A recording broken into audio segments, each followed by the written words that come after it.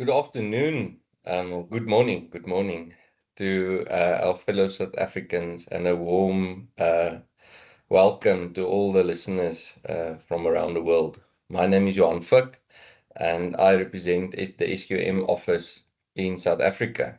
On behalf of SQM, I would like to extend our sincere thanks for taking the time to join today's webinar. It's a pleasure and a privilege to have you with us, and I trust that you'll walk away with valuable insights. Today's webinar is titled Pro-P Nutrient Efficiency, and we have two highly relevant presentations prepared for you. Before we begin, I would like to acknowledge and thank Joanna Madero Ferguson from the SQM marketing team in Antwerp for her dedication and hard work for making this webinar possible. Thank you very much, Joanna. If you have any questions during the presentation, please submit them in the chat box on the right-hand side of your screen. We will address as many as possible during the session, and any remaining questions will be followed up afterwards. Our first speaker today is Felipe Garcia, the Business Development Director for SQM Global. Felipe studied agronomy in Brazil, specializing in fertigation and irrigation. He's been part of the SQM team for more than 10 years, serving in various regions, including Italy, France, and the UK as a sales manager. He has recently returned to Brazil and brings a deep passion for plant nutrition. Our second presentation will be delivered by Hein here from South Africa, titled The Role of Irrigation in Nutrient Uptake. Hein is an independent agricultural consultant and also works part-time as a technical and marketing specialist at Intelligro, one of SQM's proud distributors in South Africa. He has an extensive experience in citrus production and studied soil science and horticulture at the University of Stellenbosch. Thank you very much, Hein. Without further ado, it's my pleasure to hand over to Felipe Garcia for the first presentation, Understanding Pro-P Technology. Oh, thanks for having me, Johan, and thanks for the introduction. It is on your name. I also would like to thank the whole South African team for this invitation and this opportunity to be here and talk a bit about, let's say, the technology that we are already using in some countries. And as I understood from you, also in the process of registration in South Africa. So let's talk a bit about the Pro-P technology that we are already using in many countries like Chile, Colombia, Ecuador, Peru, and Mexico, and also in Europe it's already using. So what is this technology about? It is, let me use the pointer here. Yeah. Now, we call it Pro-P, but in fact it's an additive that is derived from an amino acid. It's a large molecular size amino acid. That this larger molecular size, it's basically negatively charged.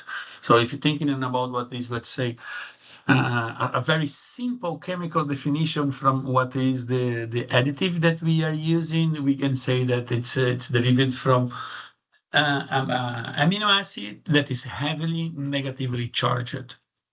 So this is what we are talking about, this additive.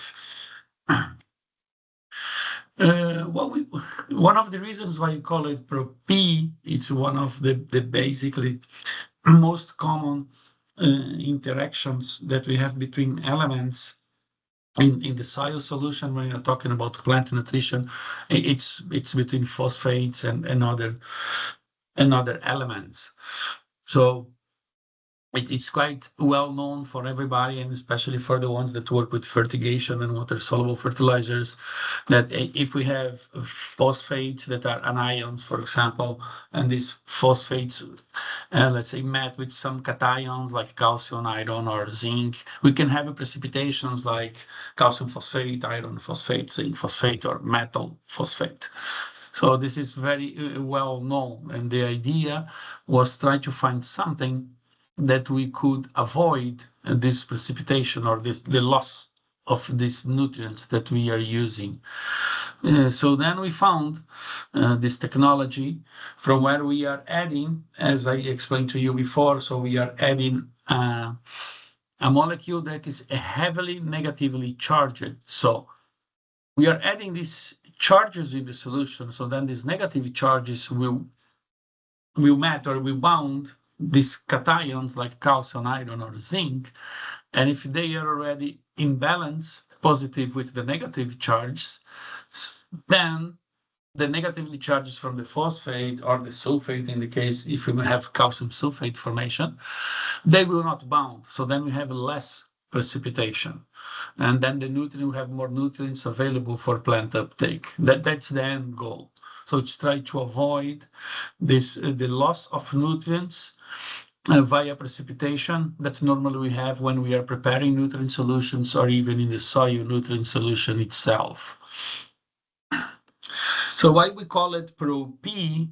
Because phosphorus is one of the elements that has the highest fluctuation, let's say, in availability according to pH fluctuation.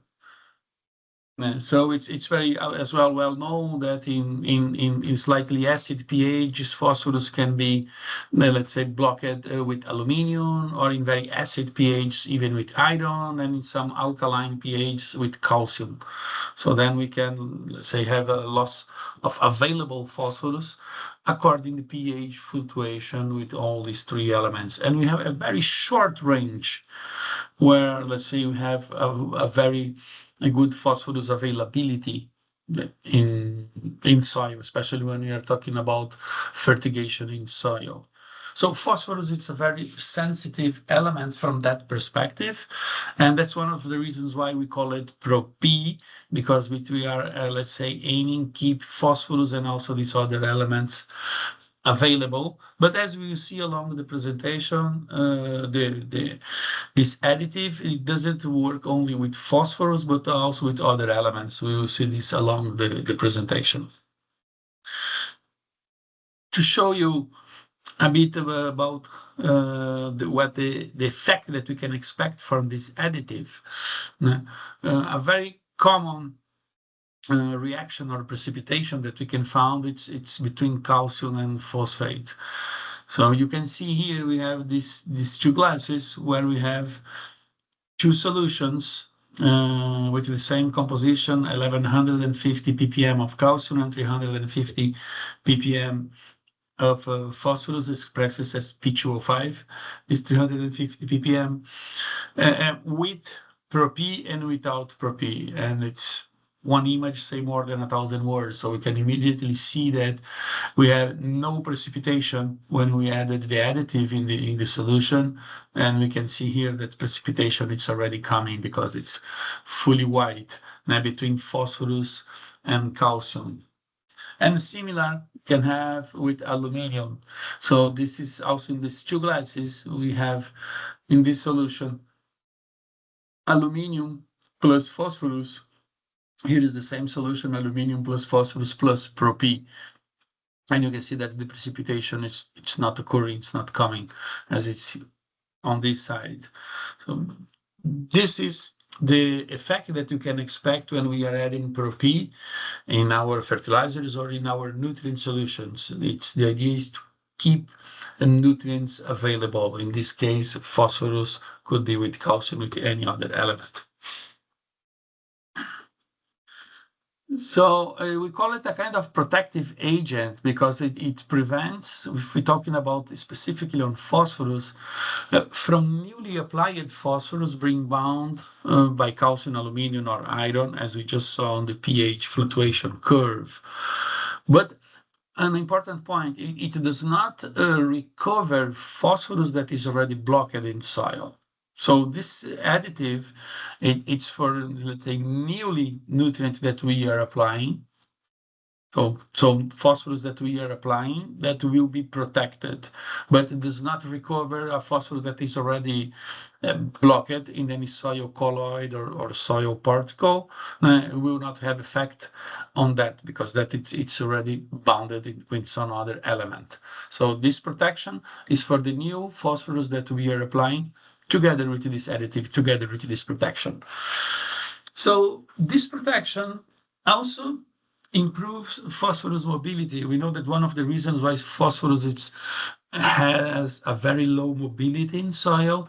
It is because easily he can bound in many of different elements that we have in soil.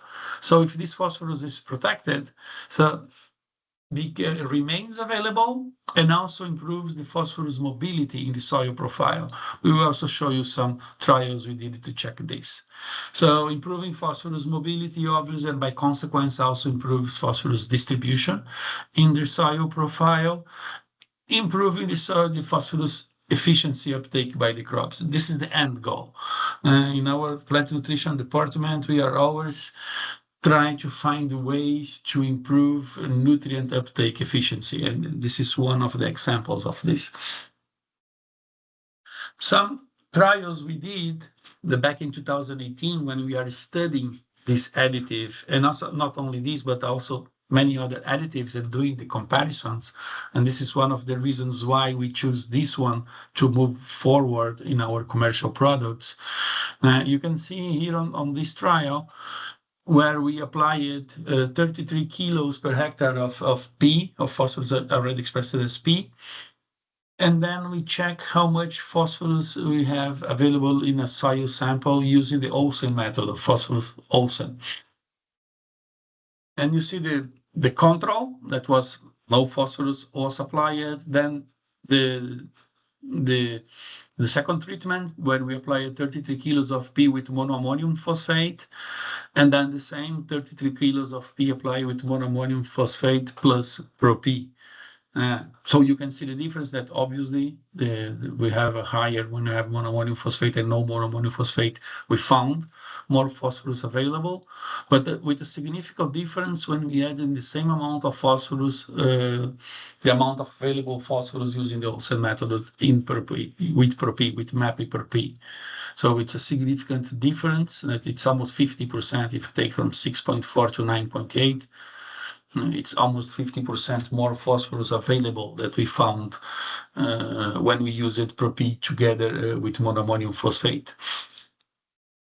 And that was do it in a first soil layer between 0 and 5 centimeters. We also did a study, and that's why we told you before that also this additive improve phosphorus penetration and distribution in the soil profile.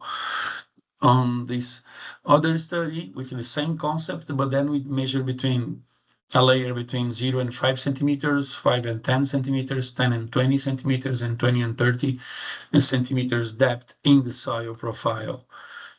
And something really nice, the blue one, it's Pro-P plus monoammonium phosphate. The red one is just the monoammonium phosphate, and the green one is the control. No phosphate was applied.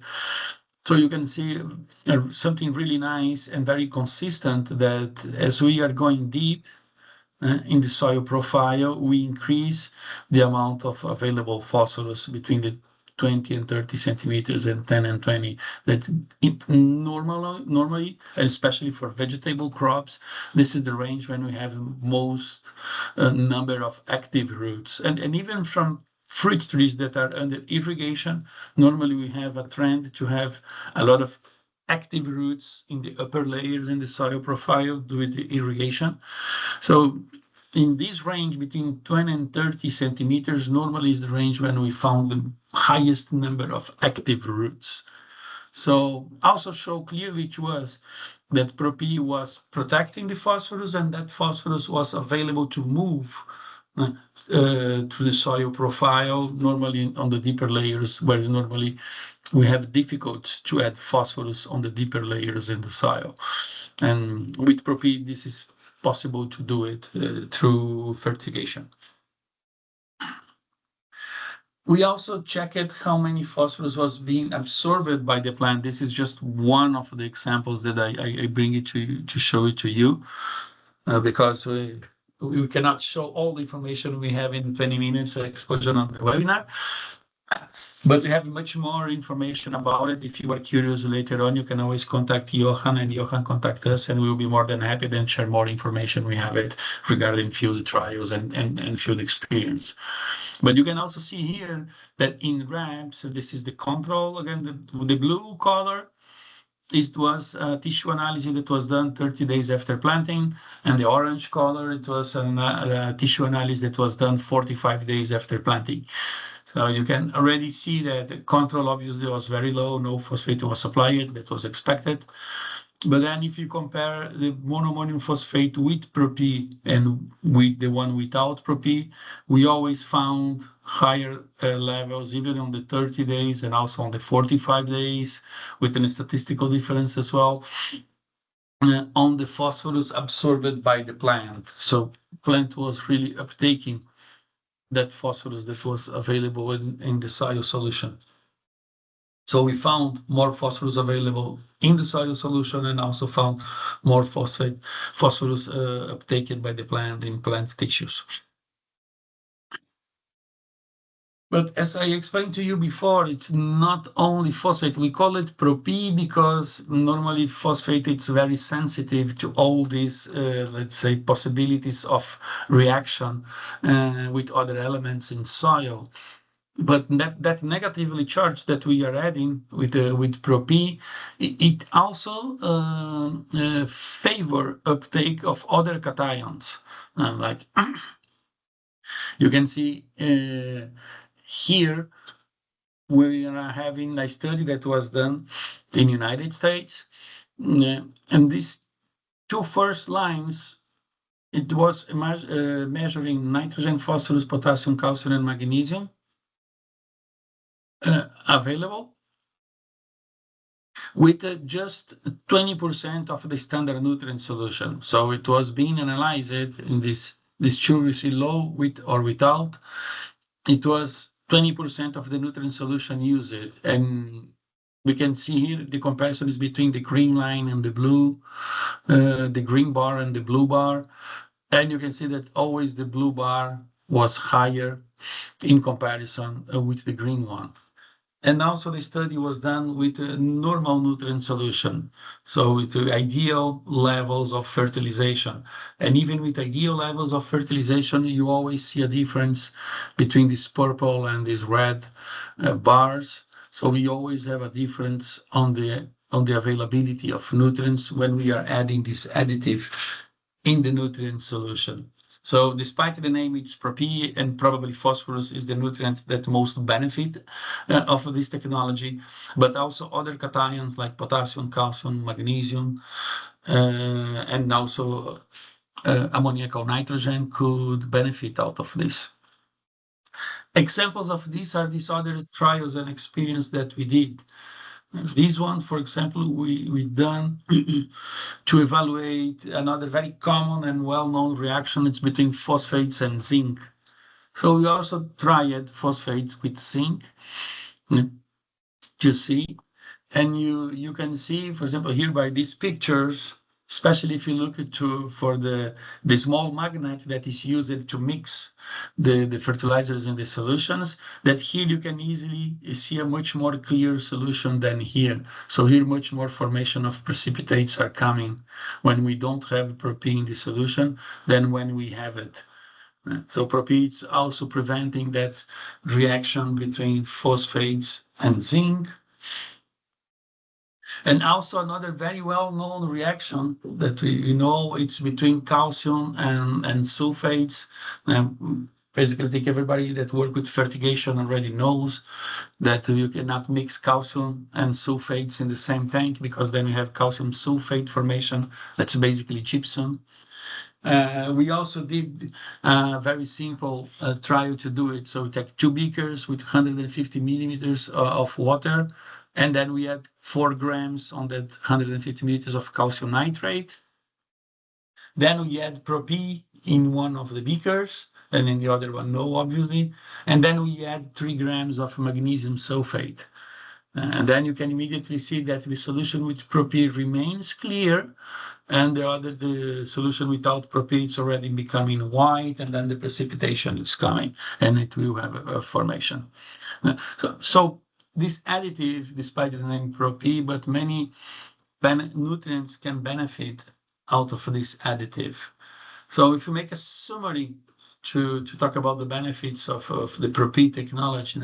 It minimized the fixation of phosphorus in soil. That was indeed one of the first goals when we are looking for an additive to improve nutrient use efficiency in general in crops, because we know that phosphorus, there is many of possibilities of interaction with elements and easily can be fixed.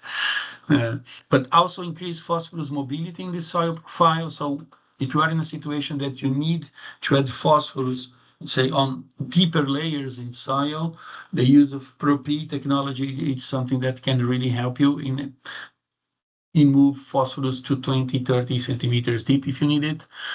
The higher absorption of an efficiency of phosphorus in some cases, and when it's monitoring, that you are monitoring and see higher levels of phosphorus, you can also reduce the application dose. But this needs to be followed by monitoring the amount of phosphorus available you have it in your solution or in your soil solution. So if you are monitoring this and indeed you see higher levels available, then you are able to even reduce dosage. But don't do it without monitor how much available phosphorus you have it. Enables a greater root development, obviously when you have more phosphorus available, and vegetative growth in the early stages of the plant. It's the mobility that Pro-P brings, it allows side dressings applications with greater efficiency. Even if you do this with fertigation or even with granular fertilizers, we tested as well to use it in granulars or with water-soluble fertilizers, and the effect was very similar in both situations.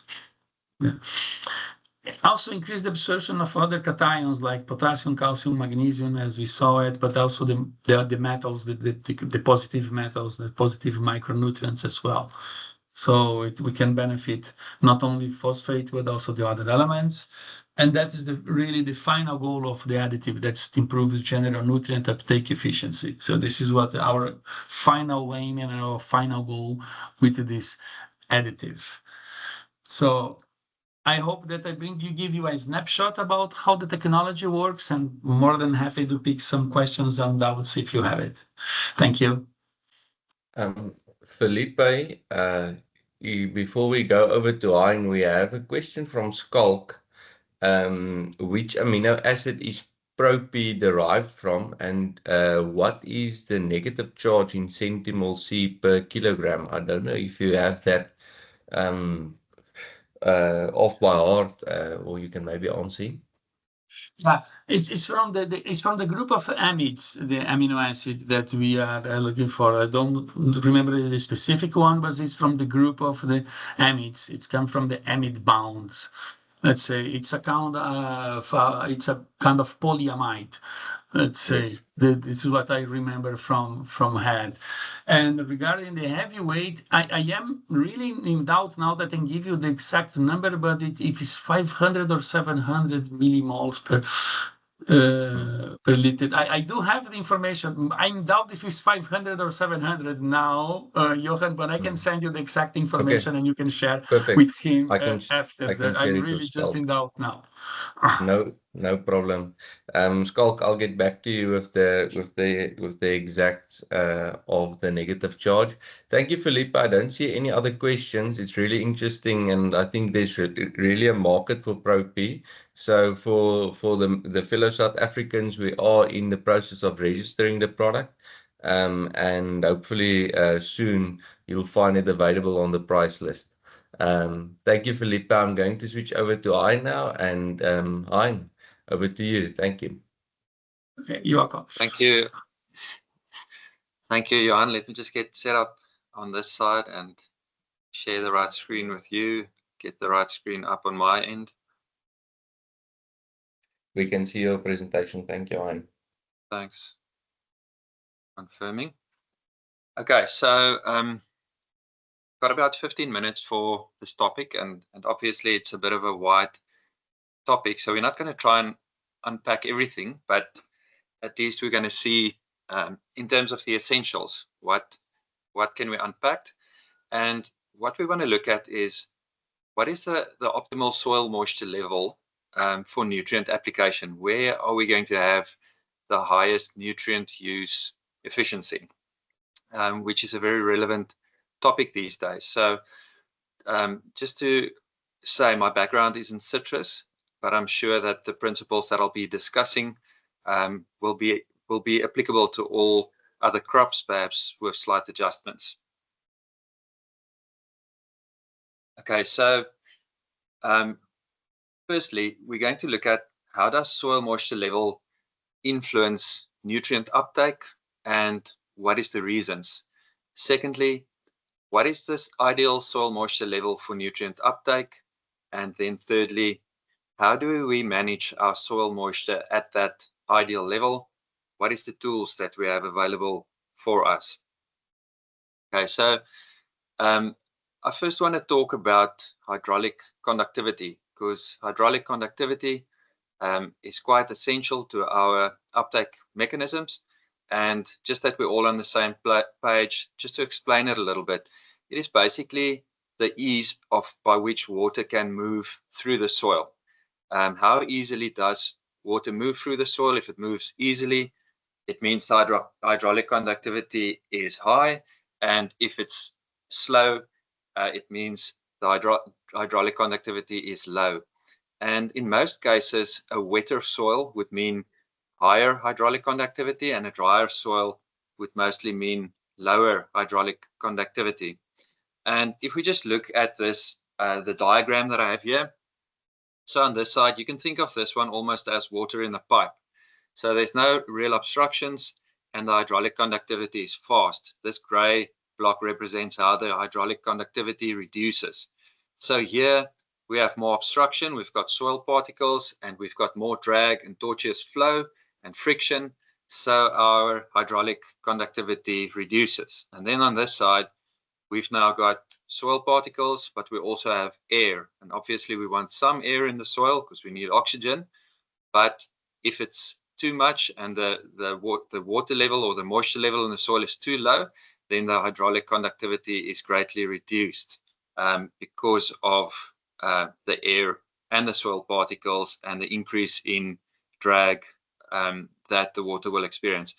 So for us, for nutrient uptake, our optimal is going to be between these two, somewhere where we've got enough air in the soil to provide oxygen, and we're going to look at why we need oxygen, but then at the same time, not so much air or not such a dry soil that our hydraulic conductivity is limited.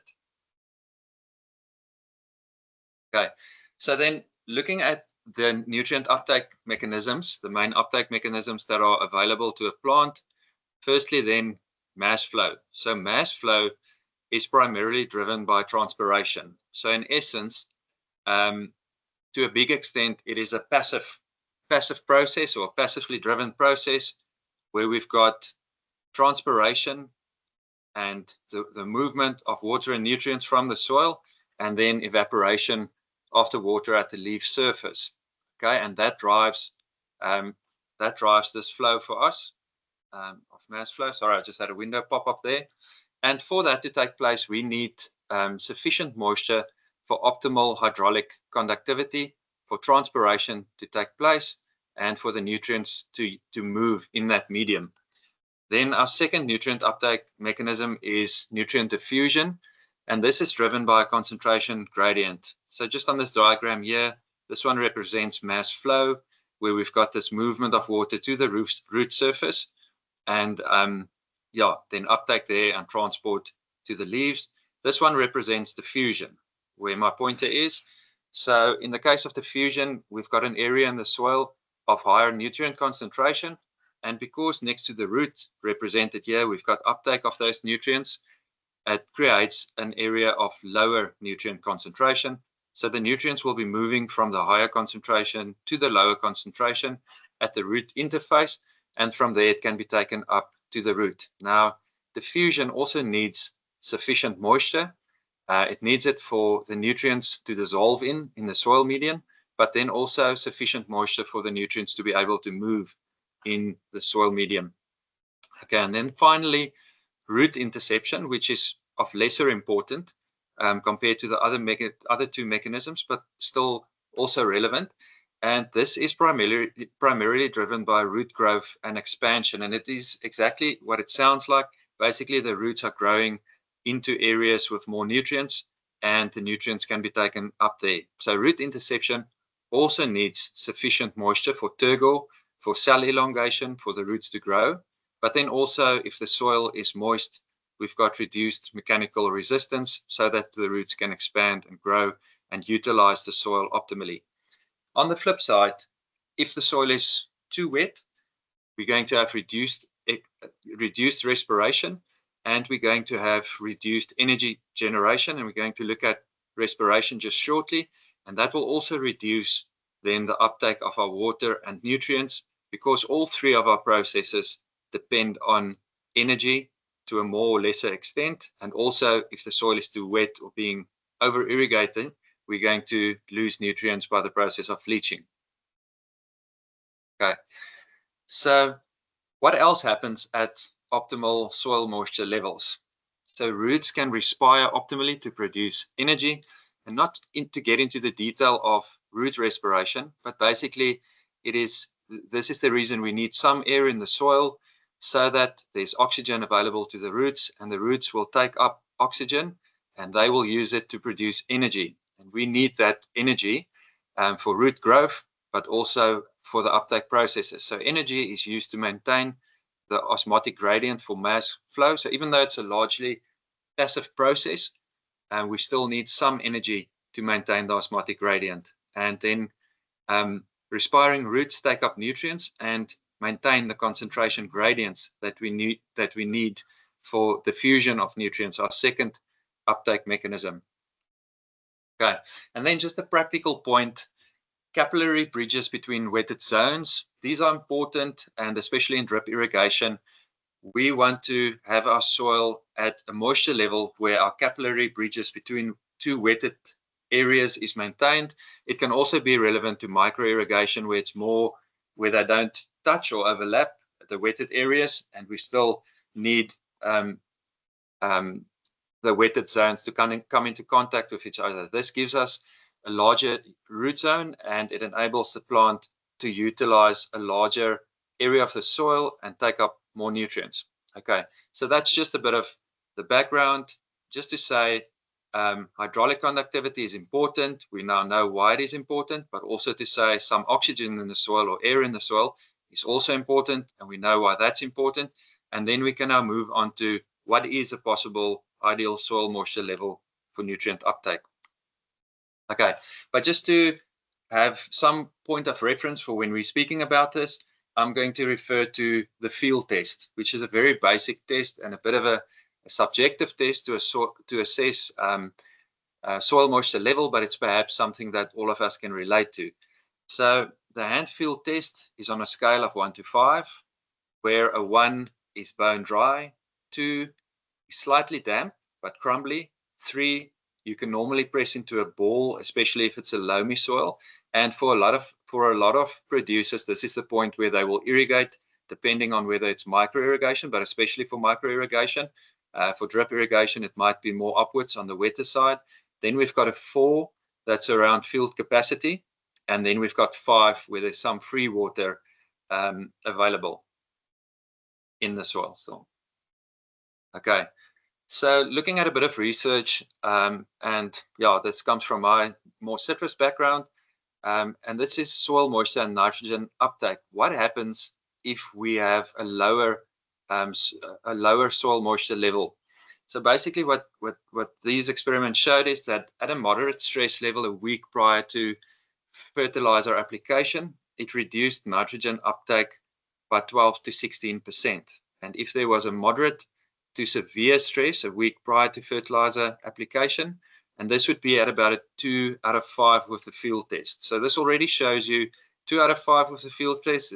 With the field test is on the slightly drier side. We do have some citrus farmers that irrigate only once it gets to a 2 out of 5, and you can expect a reduced nitrogen uptake of up to 33 to 44% compared to a 4 out of 5 with the field test, which is on the wetter side. Okay. And then important to note is the reversal of this negative effect can take 24 hours and longer. and that is for the trees to recover. So why, if it's drier, might we have this reduction? Firstly, a reduction in water infiltration. Our hydraulic conductivity will be lower, and we saw why that's important. Reduce diffusion of nutrients, because we also saw that we need sufficient soil moisture for the nutrients to dissolve in and also to move. And then also reduced mass flow due to evapotranspiration and this reduction in hydraulic conductivity. I hope that explains it, or makes sense at least. Okay, so where do we want to be? What then is the optimal soil water content for nutrient uptake? Okay, so as a guideline, prior to fertilizer application, and especially if we're talking about micro irrigation, we want to be at the wetter limit of a 3 out of 5 with that field test that I showed. So let's call it a 3.5, or we can even say the interface between a 3 and a 4. And I'm saying this or distinguishing it because a lot of growers will only irrigate at the lower end of the 3, but what I'm basically trying to say is you will have a higher nutrient uptake and nutrient use efficiency at that interface between the 3 and the 4, which is often more the soil water level at which drip irrigation will be running. This also says that we likely do not want to be extracting more than 25 to 35% of field water capacity. And according to the literature, optimal nutrient uptake is at around 60 to 80%, and I would put it at around 70 to 80% is more comfortable for me. Okay. In terms of contact time, that's also important and especially relevant to micro irrigation. Once we have our nutrients in the soil, we also need to provide some space for the uptake of that nutrients, and this will only be a problem if we over irrigating slightly or perhaps even to a worse extent. Okay, I just wanted to show this just as a visual, maybe for the theory, just to bring it home a bit. So basically, once we've irrigated, we've got a saturated soil, which is represented here, and then that will drain to field water capacity. And field water capacity is basically the point at which the soil has released all the water due to gravity that it cannot hold. And at this point, we actually have sufficient air and therefore oxygen in the soil for root respiration, for the energy process that the roots require, and then also for nutrient uptake.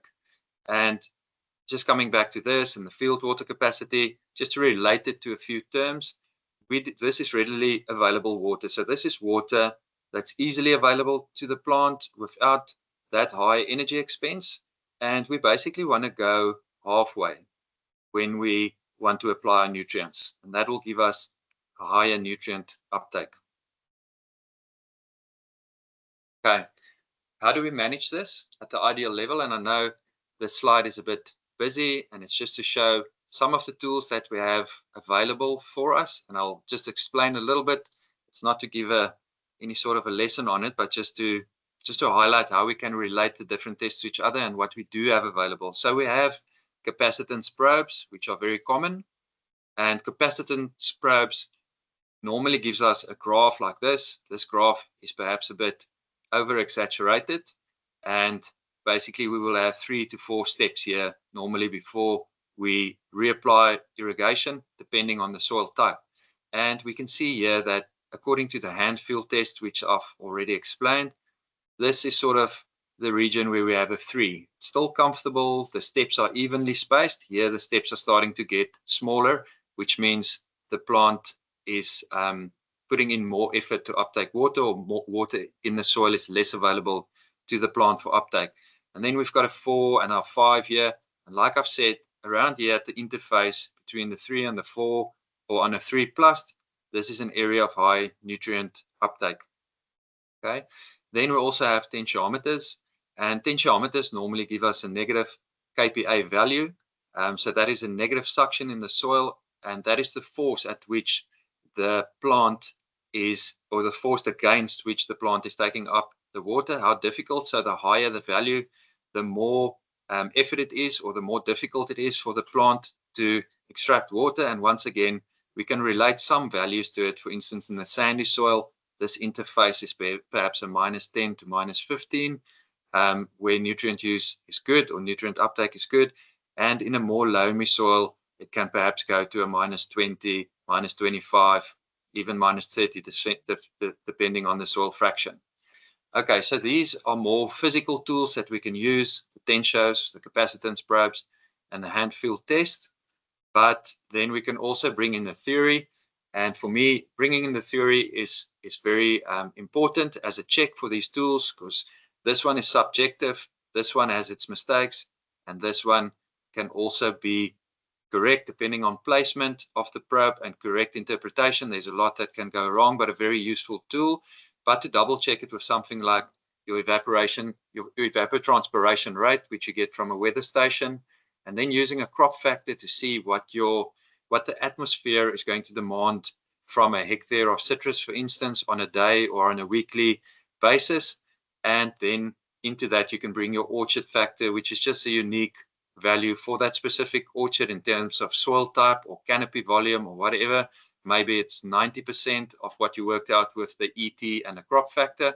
Don't want to get into detail too much, but that is for your theoretical calculation, just to double check these other ones, and it gives you an indication of the point of replenishment for your irrigation.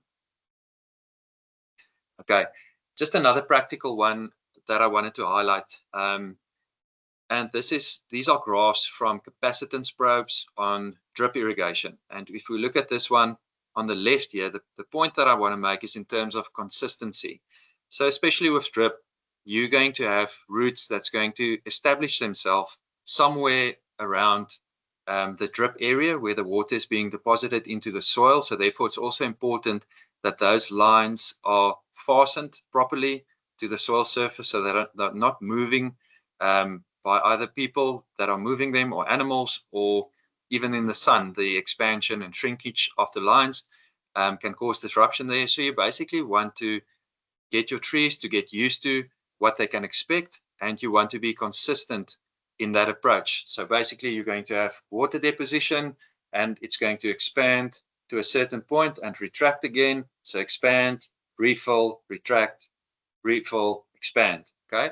And the roots need to rely on that because they're going to establish in the areas where the availability of oxygen and water is optimal, and then also for optimal nutrient uptake. So this would be very disruptive in an orchard with drip irrigation. Consistency, no consistency, consistency, no consistency. At this point, the area that the trees are accustomed to by the roots is going to shrink significantly, and uptake of water and nutrients will not be ideal. If I look at this one, this is daily irrigation, and this is very consistent. And then if we look at the lower levels, these two lines here are at 60 and 80. We see that there's some movement of water there, but we're not leaching. We're not over-irrigating. If we were over-irrigating, we would have had sharp peaks here. Okay, so basically we look now at the impact of soil moisture level on nutrient uptake. We looked at a possible ideal soil moisture level for nutrient uptake, and we looked a bit at the practicality of irrigation and perhaps how to keep or how to measure and keep our soil moisture level at the optimal level in the root zone. And just a few points in conclusion. How do we want to irrigate, or how do we want to manage our soil moisture? In terms of timing, the quantity of water that we're applying, and the consistency in our approach, we want to obtain the following. We want to have sufficient moisture in the soil for optimal transpiration and turgor pressure. So this is going to facilitate mass flow and also have an impact on our root interception mechanism. We want to maintain sufficient hydraulic conductivity in the soil because of its influence on our uptake mechanisms and transpiration. We want to have sufficient moisture to reduce the soil mechanical strength. This is for roots to expand and develop and grow optimally and utilize the full soil surface. We want to place the nutrients in the root zone, but we do not plan to place the nutrients beyond the root zone. So obviously not over irrigating. And then we want sufficient moisture for optimal nutrient diffusion, which is the second nutrient uptake mechanism that we discussed. And as we saw, we need sufficient oxygen for respiration to take place. Thank you very much.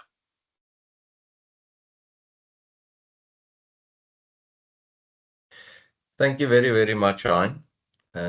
It's a very interesting topic, and I think very relevant also in fertigation and in nutrient uptake as a whole. And I think it's something that we can all learn from. I think in South Africa, there's in my experience, and that's my personal opinion, I think there's a lot of over irrigation rather than under irrigation, and that plays a huge role in nutrient uptake. I don't see any questions in the chat, but I want to thank you. Thank you for your time. Thank you, Felipe, for waking up quite early in Brazil, for attending this webinar. Yeah, and next year we're also planning on doing 3 webinars, and I would like to invite all of you that's here today to attend those as well. We will have also very relevant and new topics lined up for you. Yeah, thank you very, very much for attending and also presenting, you guys. Have a good day. Thank you. Thank you all. Bye-bye. Bye-bye.